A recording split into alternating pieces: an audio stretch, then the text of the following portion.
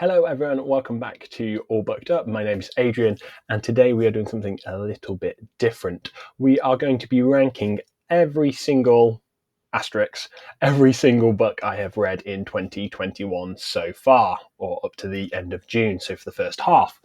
Now, some of the asterisks here is this is every book I have read for the first time this year. This does not include rereads, and it's not including any non-fiction I've read. So I think I've read 52 books so far this year, and I think there's about 45 of them on here once I've got rid of rereads and I've got rid of non-fiction as well.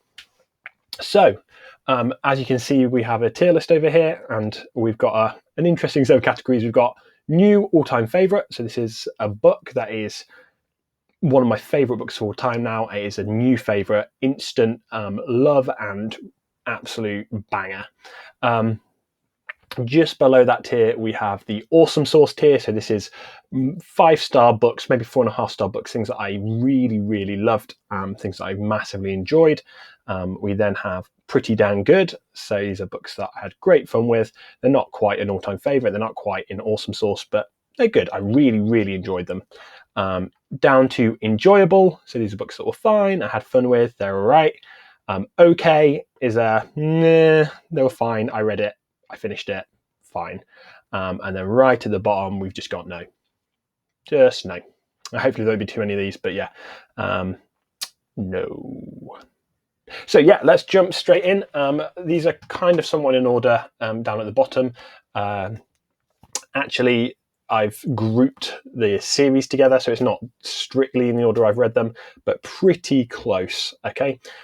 So let's jump straight in with Kings of the Wild by Nicholas Ames. For those of you who've seen my Should I Read the Band series, you will know my thoughts on this. Straight into new all-time favourite. Absolutely love this. And to follow that up, Bloody Rose Book 2, into there as well. There is no doubt that I absolutely adore this series. I think the first one is hilarious with some wonderful heartfelt moments, whereas the second one is much more serious, hard-hitting.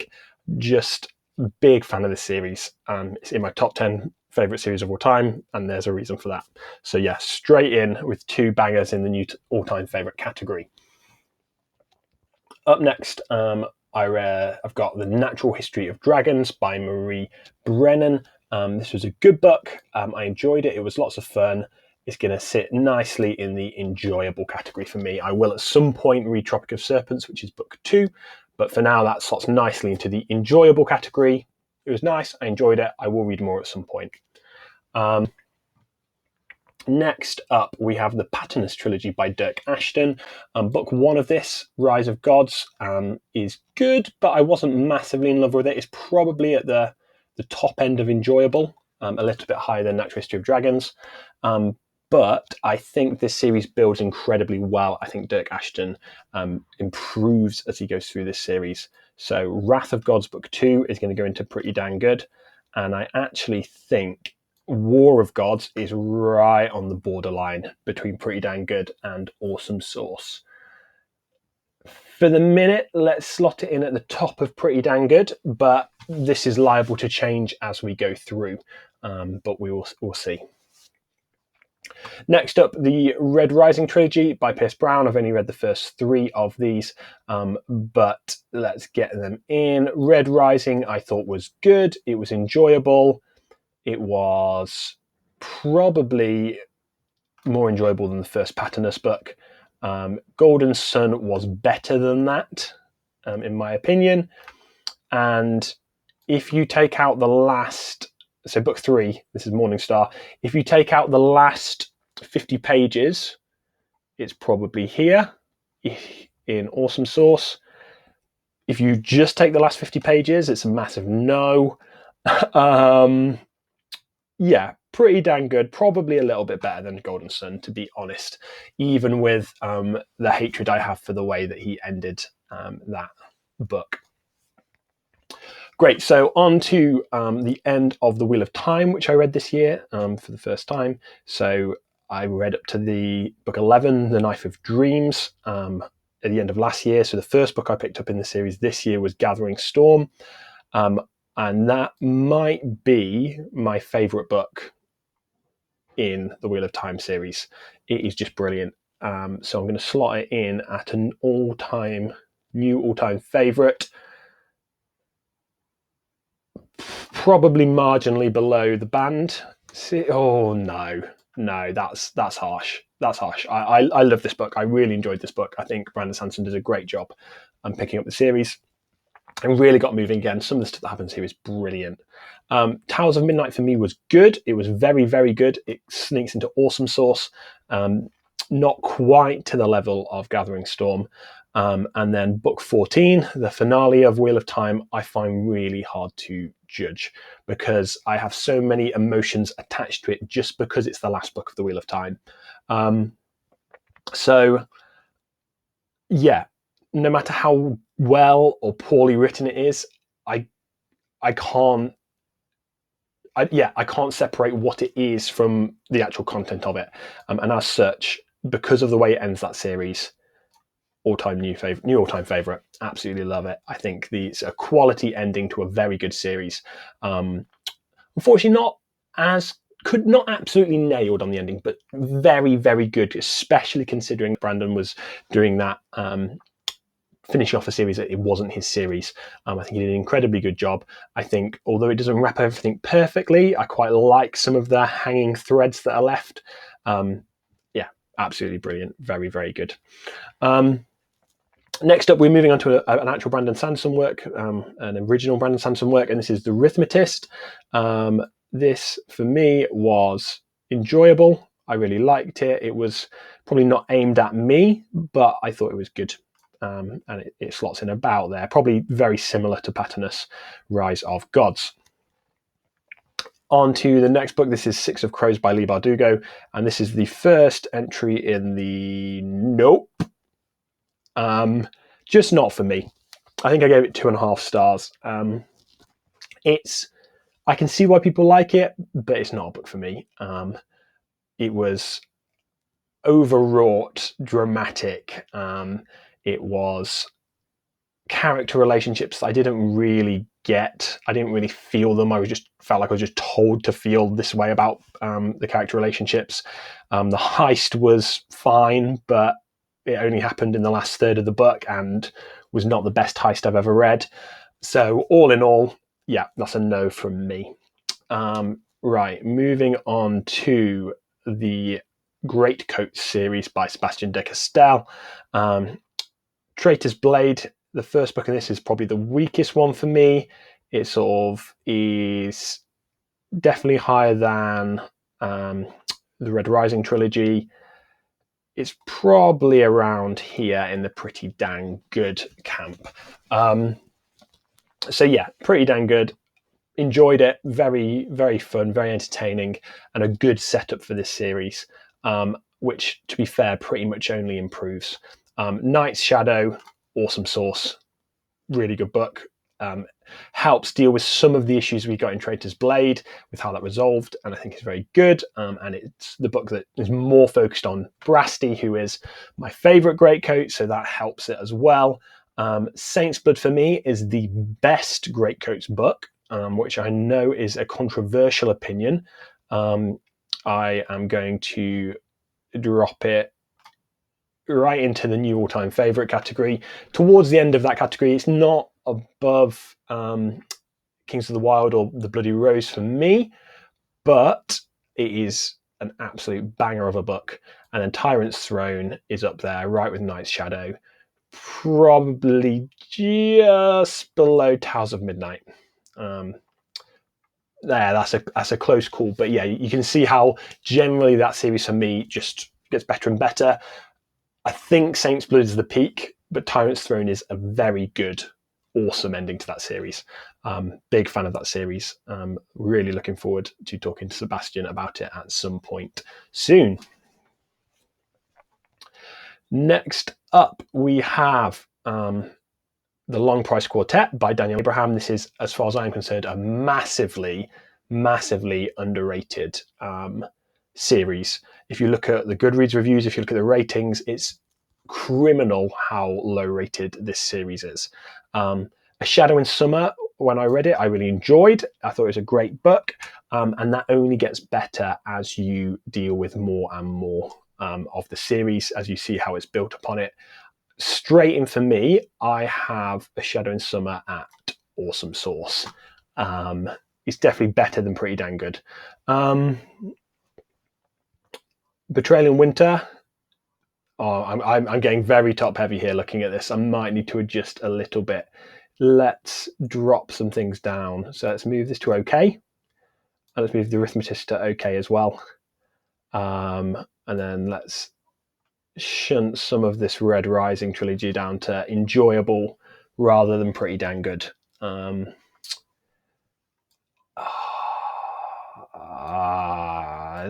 So A Shadow of Summer on its own, not taking into account the rest of the series, is probably Pretty Dang Good, rather than Awesome Sauce.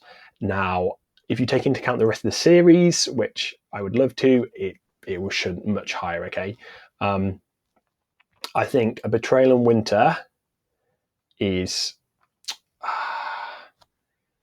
right on the borderline. If I'm being a bit more brutal with my ratings, I reckon just sneaks into Awesome Sauce.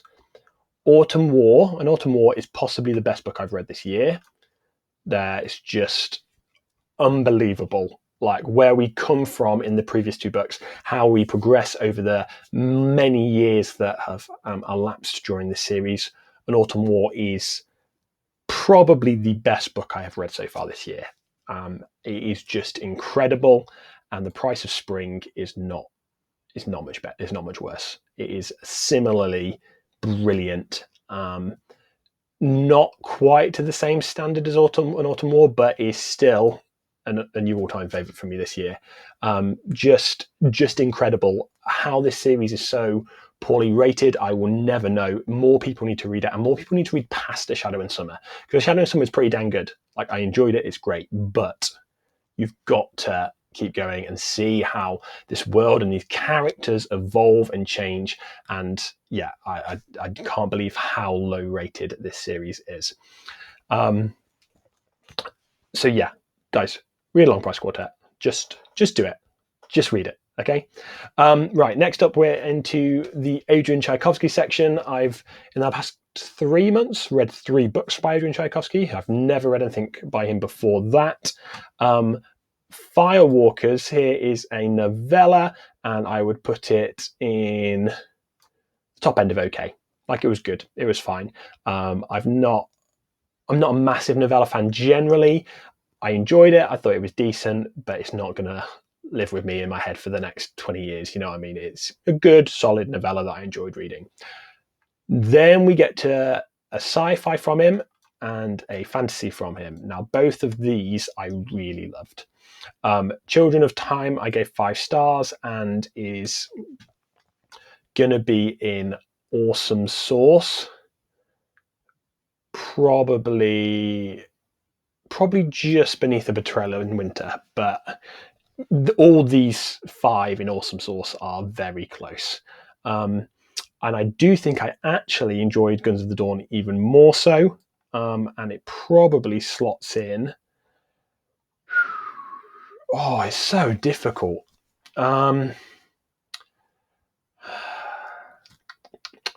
I reckon it's probably better than Knight's Shadow, but not as good as Tyrant's Throne. Yeah, that's what I'm going with for the minute, but I'm not sure if we'll stick with that. I think this might be quite a top-heavy tier list, which is not what I was aiming for, but there we go. Being annoyingly positive, apparently. Warlock Homes, A Study in Brimstone, the first book of the Warlock Home series by G.S. Denning. Great fun, really enjoyed it. Comedic, ridiculous. It's in probably top of okay. And then book 2, The Hellhound of the Baskervilles, I think was very similar, but probably executed slightly better and gets in towards the same level as Paternus Rise of Gods. If you want a quick read, a fun read, an enjoyable read that is very absurd and really taking a comedic look at the sort of a comedic fantasy look at Sherlock Holmes, this is going to be the series for you. Right, on to the Winnowing of Flame trilogy by Jen Williams. For me here, Ninth Reign was an absolute banger. Probably right on the edge of Awesome Sauce and new all-time favourite. Is it better than Saint's Blood? Probably not quite. So probably gets the top of Awesome Sauce. Bitter Twins for me was good, but not quite to the same standard. It was pretty dang good. Not as good as A Shadow in Summer, but better than Paternus Rise, War of Gods, I think. And then The Poison Song was the best one of these, I think. Probably very similar to Ninth Reign.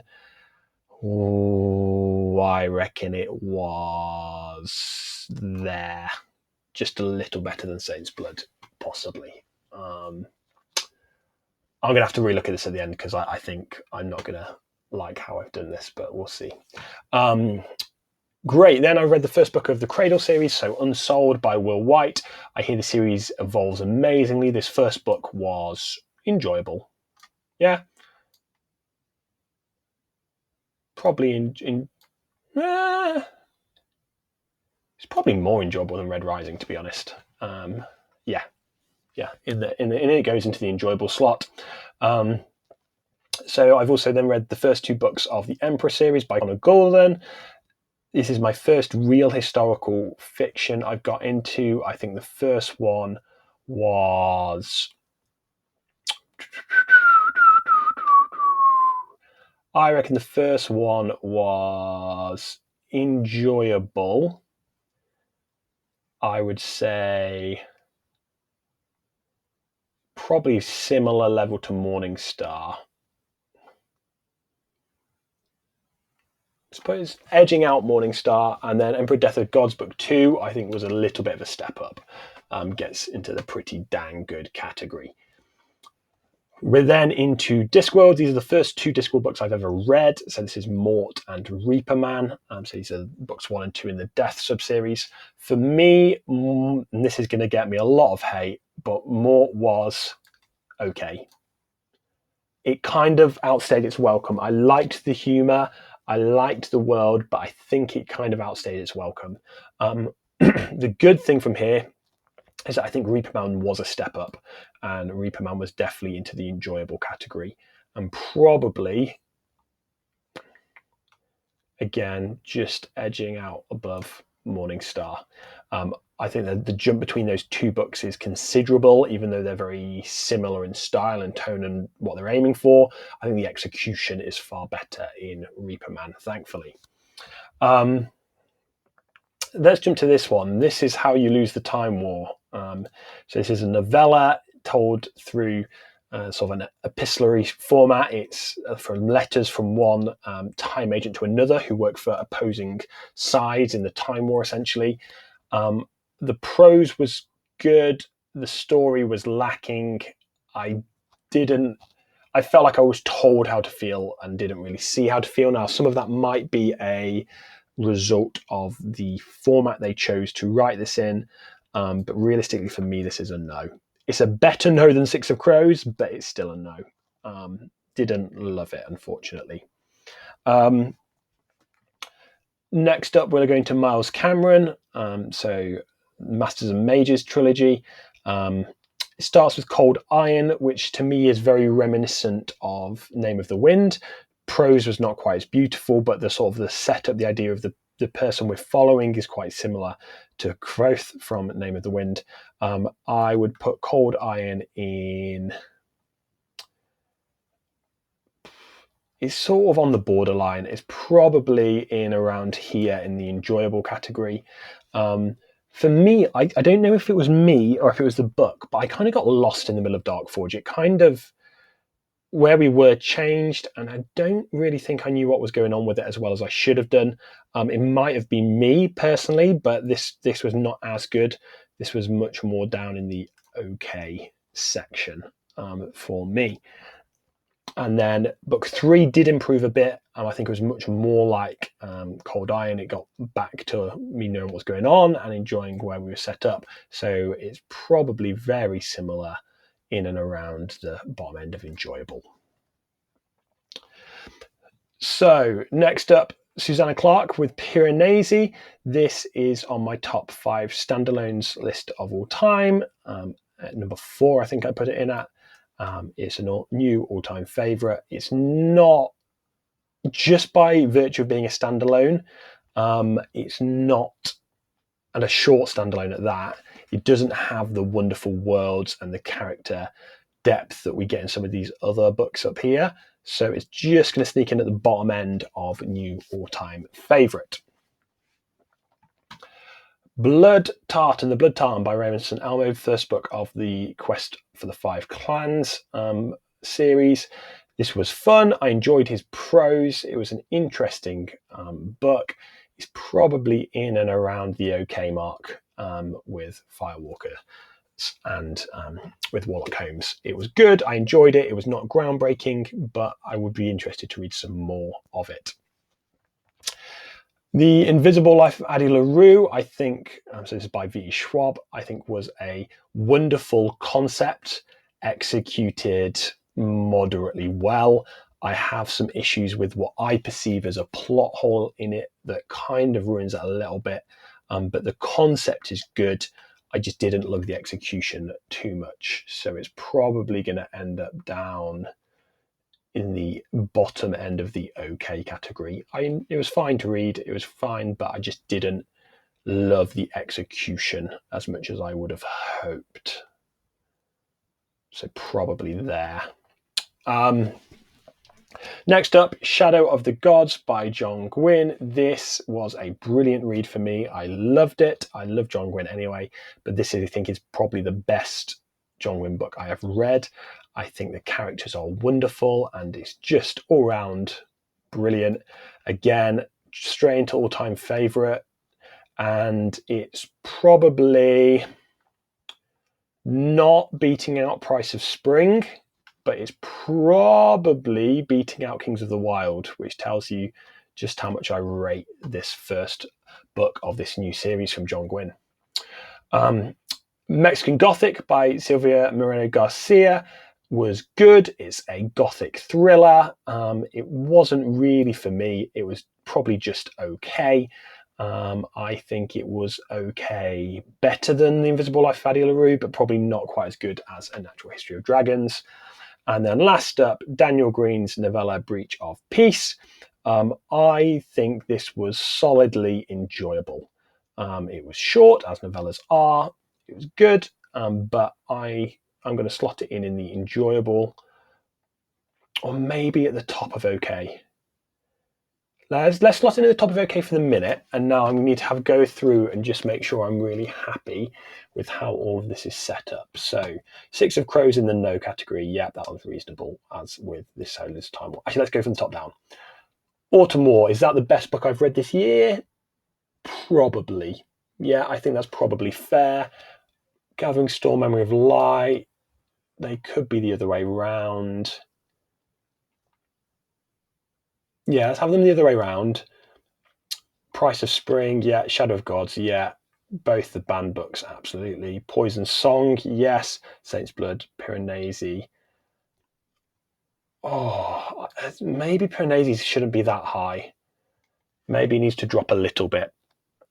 Because I loved it, but does it have the staying power as an all-time favourite that some of those other books have? I think probably not. It was beautiful, though. Maybe that would be more reasonable here around Guns of the Dawn. I think that might be a more reasonable placement for that. Ninth Reign is super borderline between Awesome Sauce and New All-Time Favourite. Yeah, that's maybe harsh that it's at the top of Awesome Sauce, but there we go. I can't have everything in New All-Time Favourites. Tales of Midnight Year, Tyrant's Throne, Guns of the Dawn, Piranesi, Night's Shadow, Betrayal in Winter, Children of Time. Great. I'm really happy with those top two categories. I think that's bang on. Shadow in Summer, as I said, could be a lot higher if we're taking it in the context of the whole series, but as the first book in a series, is probably only at the top of Pretty Dang Good. Very happy with those other ones in there. Into the enjoyable category, Emperor Gates of Rome, yeah.